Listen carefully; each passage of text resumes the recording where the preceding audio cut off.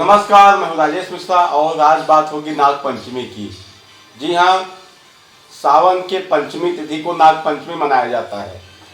शास्त्रों में इसके पीछे की कहानी ये है कि जब तक्षक नाग ने राजा परीक्षित को काट लिया, जिससे राजा परीक्षित की मृत्यु हो गई थी, उसके बाद उनके पुत्र ने यज्ञ किया जिससे सारे नागों की मृत्यु होने लगी।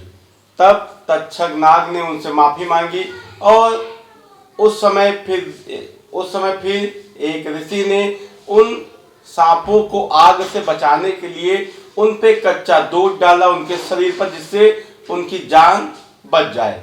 और इसीलिए ये कहानी नाग पंचमी की थी। लेकिन कहीं पे भी ये जिक्र या ये बात नहीं आती है कि सांपों को दूध पिलाया गया। क्यों? क्योंकि सांप रेप्टाइल्स हैं, उनके लिए दूध वो कभी डाइजेस्ट ही नहीं कर सकते हैं। उनकी आंतों में इन्फेक्शन हो सकता है जिनसे उनकी मृत्यु हो सकती है।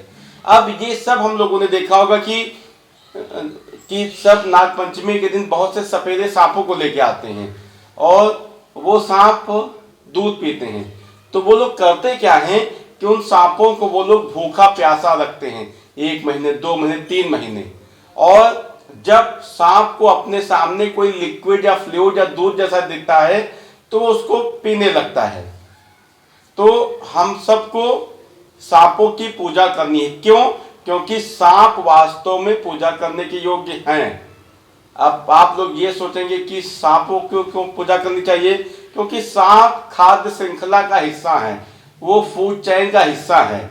वो इस एनवायरनमेंट में चूहों की संख्या को कम करते हैं, उन पे अंकुश लगाते हैं और इसीलिए सांपों की पूजा होती थी आज से नहीं, पुरातन कालों से। सांप कभी हम लोग को काटने नहीं आता है। ऐसा नहीं है कि सांप ढूंढता हुआ काटता है। जब उसको नुकसान पहुंचता है या उसको लगता है कि कोई नुकसान पहुंचाने वाला है, तभी सांप हम पे हमला करते हैं। हम लोग के आसपास गिने चुने 2 से 4 सांप ही जहरीले हैं और सारे सांप विषहीन होते हैं। तो हम लोग के लिए जरूरी है कि हम सांपों को पहचाने कि वो विषहीन है या विष वाले हैं और उनसे दूरी बना के रखें। क्योंकि अगर हम दूरी बना के रखेंगे तो सांप भी हमसे दूरी बना के रखेंगे। और यही संदेश नाग पंचमी का है। जय विज्ञान। नमस्कार।